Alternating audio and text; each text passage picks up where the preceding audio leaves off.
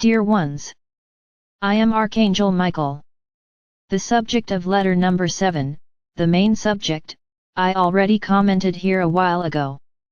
But it's worth revisiting, it's worth remembering, as this is a subject still linked to the ego, and which nowadays brings great harm to the soul of many of you. As has already been explained in previous letters, the ego begins to manifest itself from your birth, when you blossom into this physical body that you have. Due to the survival instinct, all manipulation is done from that moment on. It seems strange to say that a baby is manipulative, but he is. He has the instinct to survive, because he knows he needs to eat. Then many may think, but how does he know he needs to eat? Then we will talk again about the consciousness of each cell, of that consciousness, where each one knows exactly what to do. And this set of cells that make up your physical body is intelligent enough to have a single consciousness and know exactly what is needed for that being to grow and develop. So it is a wisdom implanted in each of the cells of your body, which together assemble this great mechanism. Okay, so the ego continues to act throughout life. As I mentioned, as children you also learn to manipulate a lot, and it is up to those who raise you, who educate you, to know how to shape your character and the way you will face the world. Then many parents might say, so everything that happens to my child is my fault? No, not everything, because a lot has already come inherent to the soul. But, as I already said here, when you take on the role of parents, or let's say educators, you also have lessons to learn, you also have challenges to overcome. So that being that came will be a mutual exchange, in which he will demand education from you and you will learn from him, to be tolerant and to be educators. That's why many say they have several children, that they live in the same house, have the same parents, and have completely different behaviors. Because they are not the fruits of you, as souls, they are independent souls, which have nothing to do with your soul, or with the soul of your companion. So, each soul manifests itself the way it is, that's why children are different. Now it is up to you, educators, to know how to deal with each of those souls. So this is how the ego develops, either it develops towards the individualistic side, towards the side totally focused on itself, where people place themselves at the center of the universe, or it places itself towards the side where it thinks of itself. Yes, but he also thinks about others, he thinks about the whole. This is the good side. No, I can say that the other is a completely bad side, because in certain aspects, you have to think about yourself. That's what I always say, you come first. This is nothing more than a form of ego, forgetting others and thinking only about yourself. But that's how it works, you have to love and care for yourself first, then you love and care for others, whoever they are. So, in these aspects, in that curve that goes towards individualism, we will come to today's topic. In which those beings were created permissively, where they can do whatever they want and nothing affects them, nothing happens to them. And when something happens that contradicts them, the so-called educators are always there, to give them that little way, to show them that they can do whatever they want, because they always find a way. But for everything there is a limit, for everything there is a consequence. And then these beings start to become extremely violent, when someone just says the word no. And that's where a series of problems arise, and then those educators are left wondering where I went wrong. It's too late now, you already had a wrong attitude back there, you didn't teach that soul that she should respect others, that she should love others as herself, Sananda's words. That she should think about whether what she does reaches the whole or not. What are the consequences of the things she does? Very good.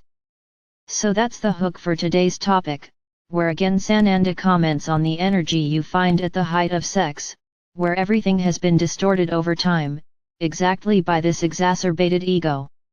Exactly because you lost track of the limit. The upbringing of children from time to time is all about individualism, where they do what they want. So this ego influences other people. So he wants it because he wants it. What I have already said to you here in relation to sex, I hope that today with this subject, I will no longer see flushed cheeks. I hope you are understanding that all this negativity, all this dirt associated with sex, done by your religions, has already been banished from your minds. I just say this to you, you were made with a male body and a female body. I won't go into variations of this, it's not the focus here. Let's continue. You are a male body and a female body, perfectly adaptable, totally adaptable to each other. So our Father or Mother God imagined you like this, so that you could fit into the moment of pure love, of sublime love, and both of you would reach orgasm. Oh, but wait a minute. Who invented the orgasm? Was it the man? Who was? The answer is very simple. Exactly, our Father or Mother God gave them this power to reach this sublime point of energy explosion, where both reach very high levels of energy, and that does enormous good for their souls, for their auras, but with one very important detail: as long as it is done with total commitment, as long as it is done with love on both sides, as long as it is done with desire on both sides. Any other variation of everything I said, you won't reach orgasm as you should. What do I mean by these variations? When you give in, or when one of you gives in to please the other, when one does it unwillingly, when one is violated, he is raped. So what happens in these cases? That energy of the other person of power, of feeling the best, is a bad energy, it is not a high vibrational energy. Why? No. Don't tell me that. I'll give you a clearer example. When you, as a woman, thirst because your partner asks you to, he doesn't understand. Of course he understands, but the macho side of him won't let it go. There are very few who say, well, if you don't want it, I don't want it either, and everything continues in the greatest harmony. Because also in the vast majority, those same people who say, no, it's okay, you don't want to, I don't want to either, the next day turn their backs on the woman and look sullen. In other words, they didn't respect her free will. So come on, there are very few people who accept, and the next day they continue to respect and love their partner, in the same way as before, as it should be. So that so-called submission, which I have already mentioned here about women, even in those men who say, I don't respect women, and at the big moment it shows itself highly, big, he feels big, as if to say, I want it and that's it. If she doesn't want her trouble, I will satisfy my part. And then comes all this energy of submission that he imposed on her, of obligation that he imposed on her. And this is being accumulated in her aura, because you didn't respect her, you didn't know how to understand, that on that day and at that moment, she didn't feel like it. I bet that if one day she feels like it, and you don't, you'll naturally say that you're not in the mood, and that's okay with you, because you can, she can't. So every time one of you submits, or allows yourself to be submitted, this creates a bad energy in you, because there was no pleasure there, there wasn't that explosion of pleasure that there should have been, that great peak, there was half the peak, but don't think he achieved much either.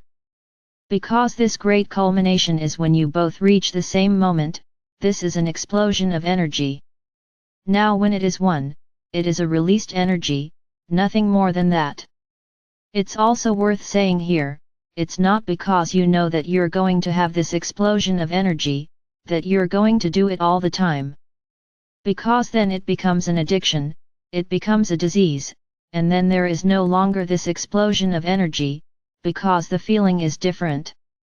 It's my brothers, it's not as simple as it seems, it's quite complex. To achieve this explosion of mutual orgasm, at the same time, it takes a lot of love, it takes a lot of surrender, it takes a lot of union.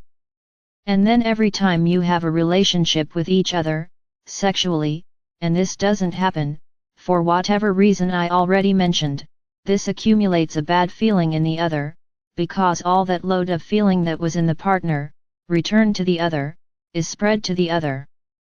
So little by little this accumulates. And then you start to not understand why you suddenly stopped liking, loving, your partner. I wonder why?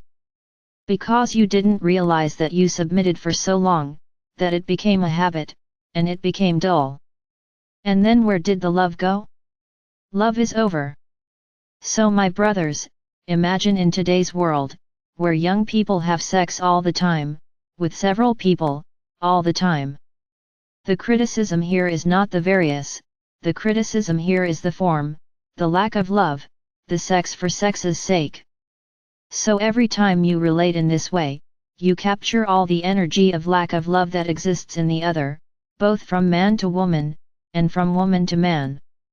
And then, more and more, you become harsh, insensitive people. Because you start to get pleasure in a cold way, without involvement. So what are you going to get involved for? You get that moment so longed for by everyone, at any moment, with anyone. So why get involved? And then comes the fear of really getting involved with someone, because then that ease ends, right? This turnover ends, this constant change of partner.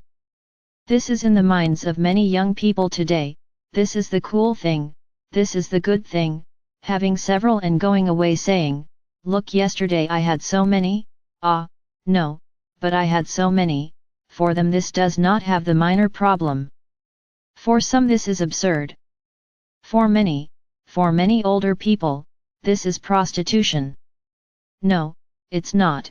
Prostitution is when you give your body for money, and that's not the case, it's for pure fun, for pure joy, for thinking you can have pleasure at any minute, at any moment.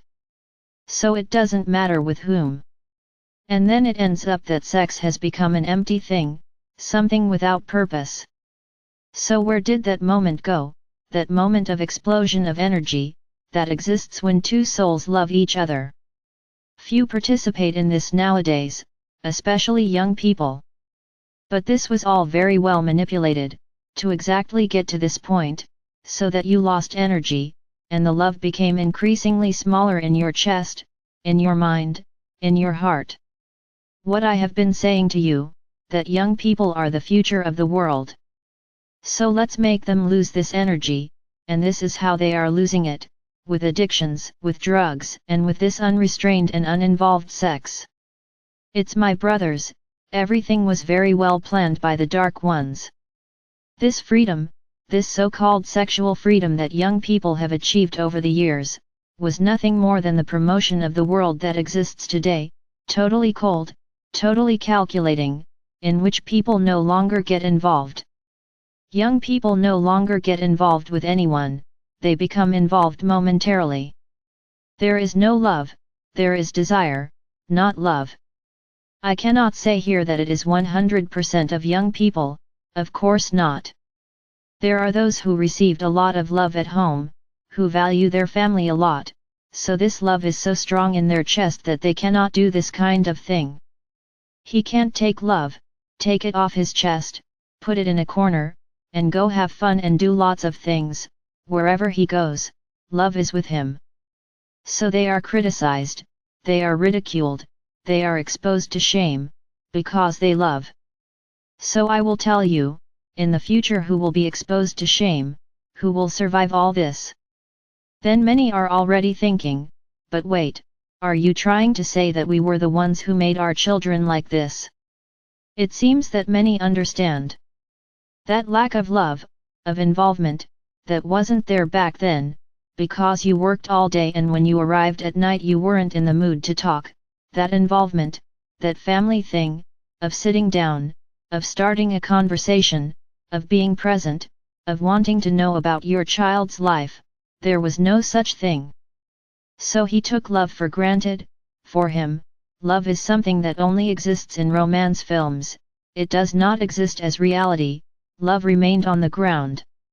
Many will start to feel guilty from now on. So I'm going to say this, now there's no point in feeling guilty anymore, the damage has already been done, the lack of love you went through is already reflecting on them, now there's no way around it. That soul is already following its path, and I can tell you, you will no longer be able to change this way of being. Maybe you can do it.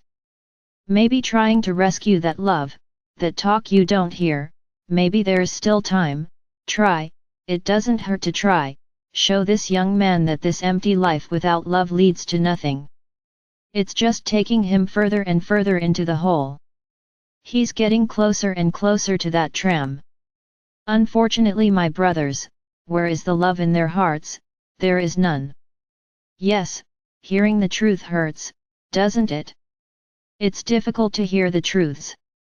You make a mea culpa about what you missed, and now everyone will rush to try to correct it. Then many will ask, and is it worth pursuing? It's always worth it, it's always worth it. If you think it's not worth it, it's because your love for your child really isn't that great. Because if it is, you will go to extreme lengths to try to change him, to try to show him that love is the word for everything, that love is the center of everything. Not this fairy tale love, not this love told in romance novels, but real love. So there it is, the reflection of this youth that is there today, and every day they harm themselves more. So my brothers, you who have in your hands, tiny souls in the size of a physical body, that is, children, you have all the power to make these children loving beings, beings who think about themselves, think about others and think about the whole. I tell you that many of the children you are educating today already came with this feeling, you won't even need to go into much depth. But not all. Not all children being born are crystal children, or they are the children of this new era, this new decade. Not all. So how do you know? There's no way to know.